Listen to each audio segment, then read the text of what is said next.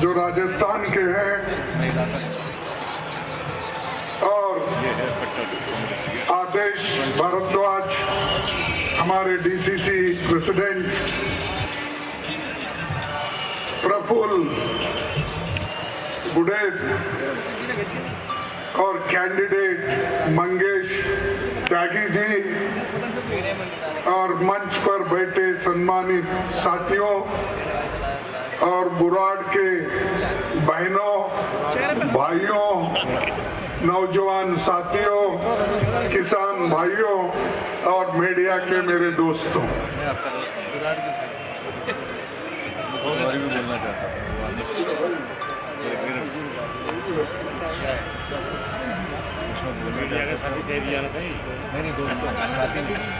मैं दिल्ली के चुनावों में पहली बार यहाँ कदम रखा हूँ।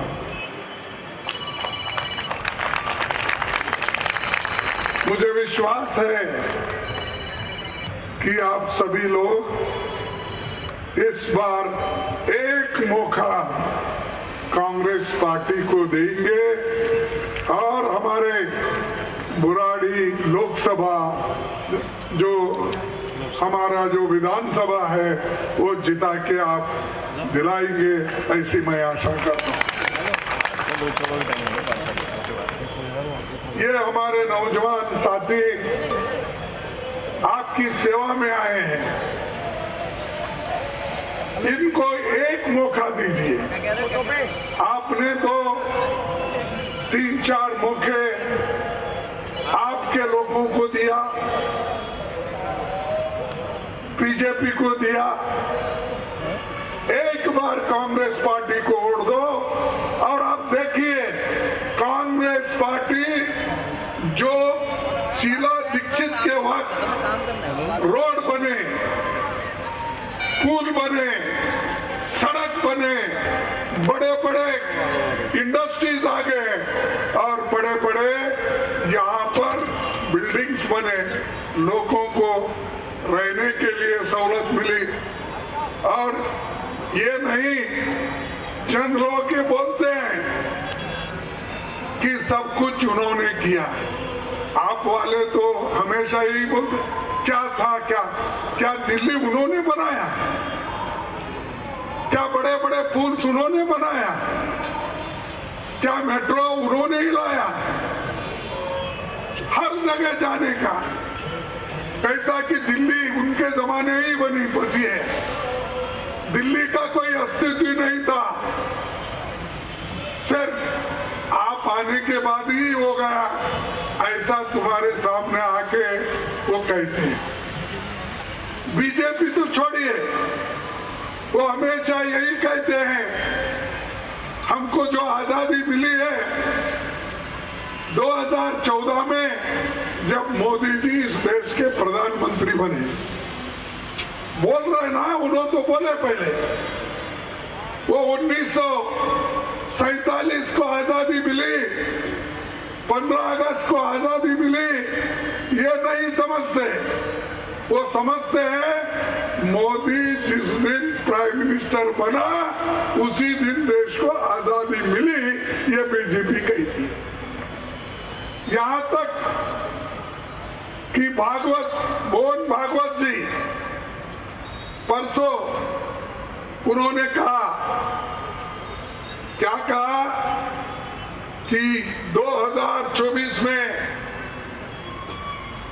देश को आजादी मिली ऐसा महसूस हो रहा है। जिस दिन राम मंदिर बना उस दिन मुझे महसूस हो रहा है कि देश को अब आजादी मिली है। क्या ये सच है? आप बोलिए। आपके पुरखे, आपके लोग, दिल्ली के लोग और कन्याकुमारी से लेकर कश्मीर तक अपनी जान दी, कुर्बानी दी। गुजरात से लेकर बंगाल तक कांग्रेस के लोग अपने खून बहाए और उस वक्त महात्मा गांधी जी के नेतृत्व में जवाहरलाल नेहरू जी के नेतृत्व में और कई कांग्रेस के दिग्गज नेता, उस सभी के नेतृत्व में देश को आजादी मिली। बीजेपी के वजह से नहीं या आपके वजह से नहीं, ये तो ऐसे है कि मेहनत करा मुर्गा साहब, अंडा खाया फकीर साहब। मेहनत तो हमने किया, लेकिन ये बड़े बड़े लोग बोल रहे हैं कि हमने ये किया वो किया। अरे कांग्रेस को हटाने के लिए बीजेपी, आप सब मिलके अन्ना हजारे का मूवमेंट चलाएं। बताओ मोदी जी के सरकार में कितने रेप हो रहे हैं, कितने लोग मारे जा रहे हैं, कितने लोगों की हत्या हो रही है धर्म के नाम पर, जाति के नाम पर। क्यों मोदी जी चुप बैठे? क्यों आप चुप बैठा?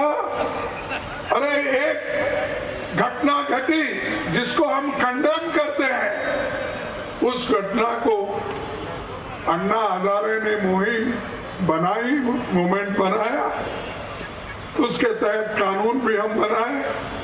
लेकिन ये लोग हुकूमत के लिए, सत्ता पे आने के लिए कांग्रेस को इतना गालियां दिए, इतना गालियां दिए। मैं समझता हूं अब उनको आप याद दिलाना है। भाई आपने तो ये बोला था महिलाओं की रक्षा करेंगे, आपने ये कहा था बच्चों को स्कॉलरशिप देंगे, आपने ये कहा था अच्छे हॉस्पिटल बनाएंगे। कहाँ है वो? अरे मेरे सामने पहाड़ दिख रहा है, ये कई का पहाड़ है? कूड़े का पहाड़ है। अरे एक बार वो कूड़े के पहाड़ पे इनको ले जाओ, दिखाओ, ये बाबा ये तेरी देन है, ये देख जरा, इसको सूंघ के तो देख। करेगा वो? नहीं। आज गरीब तरस रहा है, बच्चे भूखे पेट रह रहे हैं। दिल्ली जैसे एरिया में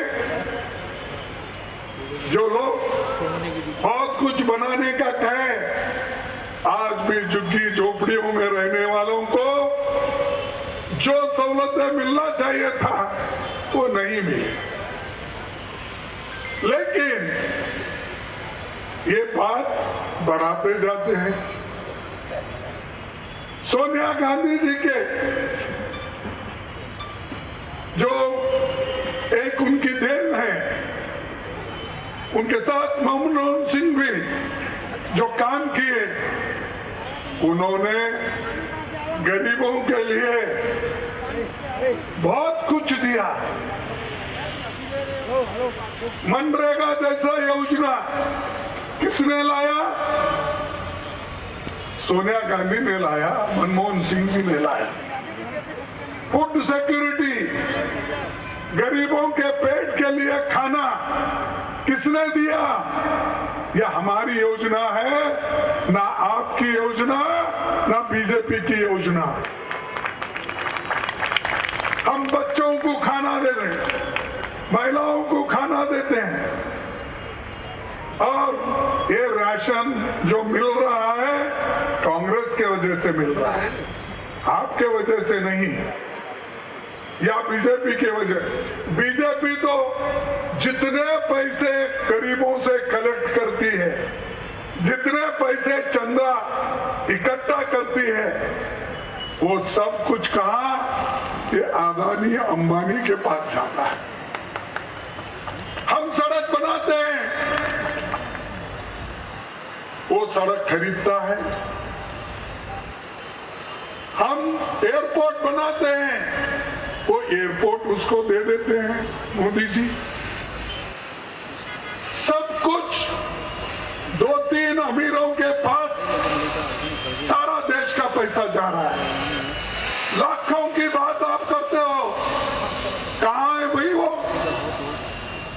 आज हर चीज की रही है, बढ़ रही है नहीं बढ़ रही है। आपको मालूम नहीं होता शायद, आप बाजार जाके खरीदते नहीं शायद, क्या घर को आता है क्या सीधा आपके पास। लेकिन ये लोग कंट्रोल नहीं कर रहे। लेकिन मोदी जी बहुत बोलते हैं कि मैं वो किया ये किया। क्या किए? आप क्या जवाहरलाल नेहरू के जैसा IIT बनाए? क्या आपने बड़े हॉस्पिटल्स बनाए ये इसके जैसा? क्या आप रेलवे के नए मार्ग खोले? क्या आप बड़े बड़े जो कारखाने जवाहरलाल नेहरू जी ने किए थे वो कारखाने आपने बनाए नहीं? 250 कारखाने बेचे, 250 रोड पे टैक्स, 250 एयरपोर्ट बेचना, पोर्ट बेचना, सब कुछ बेचना। बनाए हम, बाप बनाया, बेटा बेच रहा है।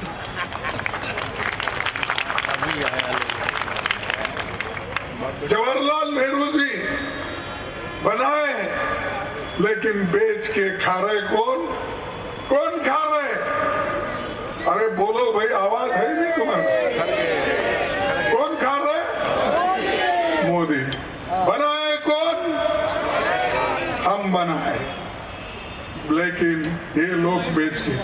और आप तो ऐसी बोलती है कि वो स्वर्ग से उतरे, वो मानो यहाँ के नहीं है, सब हमारा ठीक है।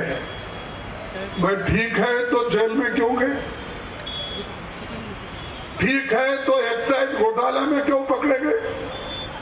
अगर ठीक है तो आज तुम दोनों मिलके हमको निकाले ना।